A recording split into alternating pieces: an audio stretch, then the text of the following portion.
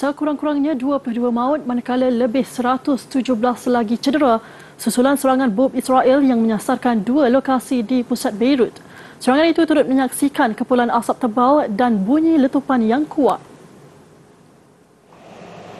Serangan itu berlaku sejak Israel memperhebat kempen pengebomannya ke atas Lebanon sejak 2 minggu lalu. Dua bangunan bertingkat runtuh di daerah Basta, manakala penduduk Beirut mendakwa masih terkejut dengan bunyi letupan yang boleh kedengaran sehingga kira-kira 1 kilometer dari situ. Selepas berulang kali membedil kawasan pinggir selatan Beirut yang menjadi kubu Hizbullah, Israel mulai semalam menyasarkan kawasan pusat bandar untuk kali ketiga. Sementara itu, bangunan 8 tingkat turut terjejas susulan serangan di Nueri dengan anggota bomba berusaha memadamkan api selepas pengeboman bangunan kediaman. Suasana menjadi tegang selepas Hizbullah dan tentera Lebanon membuat kepungan keselamatan di sekitar kawasan itu. Selain kumpulan pejuang itu membatalkan sidang media yang dijadualkan hari ini susulan perkembangan semasa. Serangan Israel yang dilancarkan tanpa amaran menandakan kali ketiga ia memperluaskan kempen mereka ke atas Lebanon pada akhir September. Operasi pengeboman diperluaskan ke kawasan di luar Dahiyah, sebuah kawasan pinggir selatan yang mengalami serangan udara hampir setiap hari dalam beberapa minggu kebelakangan ini. Penduduk Beirut tersentak dari lamunan mimpi tatkala gegaran daripada serangan rejim Zionis memusnahkan kediaman mereka. Jalan berhampiran berubah serta-merta, dipenuhi serpihan bangunan serta kenderaan yang turut terjejas. طلع الثاني اقوى من الاول بكثير. ظهرنا لقينا العالم كلها عم تنزل بحافيه، عم تنزل عم بتصرخ وتولول. ما عرفنا شيء بالاول.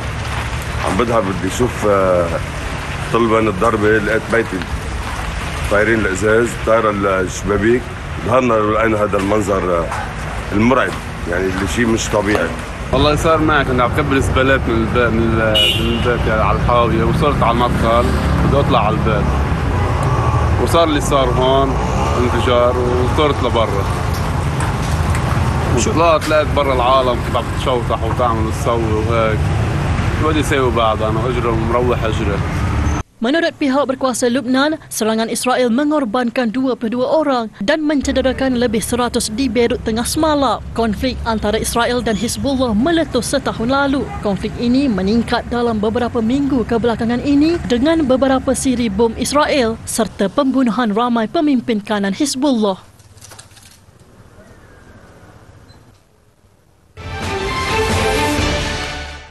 Dalam perkembangan sama, kekejaman Israel jelas terpancar selepas serangan menyasarkan ibu pejabat pasukan interim Pertubuhan Bangsa-Bangsa Bersatu di Lebanon, UNIFIL, yang mencederakan 2 anggota. Israel mengaku menembak di kawasan tersebut atas alasan ada pejuang Hizbullah beroperasi berhampiran pos PBB itu. Itali menyifatkan tindakan itu sebagai jenayah perang, manakala Washington melahirkan kebimbangan yang mendalam. UNIFIL yang memiliki kira-kira 10,000 anggota menggesa genjatan senjata selepas ketegangan antara Israel dan Hizbullah meningkat sejak akhir September. Anggota yang tercedera berasal dari Indonesia dan kini sedang menerima rawatan. Duta Besar Indonesia ke PBB mengutuk tindakan Israel sebagai pelanggaran undang-undang antarabangsa. UNIFIL melaporkan Israel turut menembak kenderaan dan sistem komunikasi mereka serta merosakkan kamera pemantau. Ketua Pasukan Pengaman PBB John Pierre Lacroix menegaskan keselamatan anggota pasukan kini terancam selain merancang beberapa pemindahan anggota.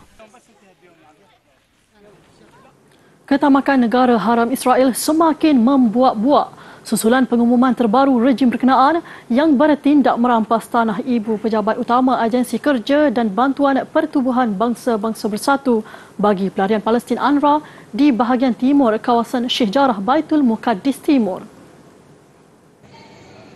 Rampasan itu dengan motif kerakusan untuk membina 1,440 unit perumahan. Menurut agensi berita Emirates WAM, keputusan itu berikutan kelulusan draft rang undang-undang oleh Jawatan Kuasa Hal Ehwal Luar dan Keselamatan Knesset Israel yang bertujuan memutuskan hubungan antara Israel dan UNRWA. Rang undang-undang itu yang dijangka dibacakan buat kali kedua dan ketiga minggu hadapan sebahagian daripada siri rang undang-undang yang dicadangkan oleh beberapa ahli Knesset untuk menyekat aktiviti agensi berkenaan. Menurut rang undang-undang itu, Perjanjian 1967 membenarkan UNRWA beroperasi di Israel akan dibatalkan. Sekaligus aktiviti agensi berkenaan akan dihentikan serta sebarang hubungan antara pegawai Israel dan kaki tangannya akan dilarang. Rang undang-undang itu juga memperuntukkan visa diplomatik tidak akan diberi kepada kaki tangan UNRWA.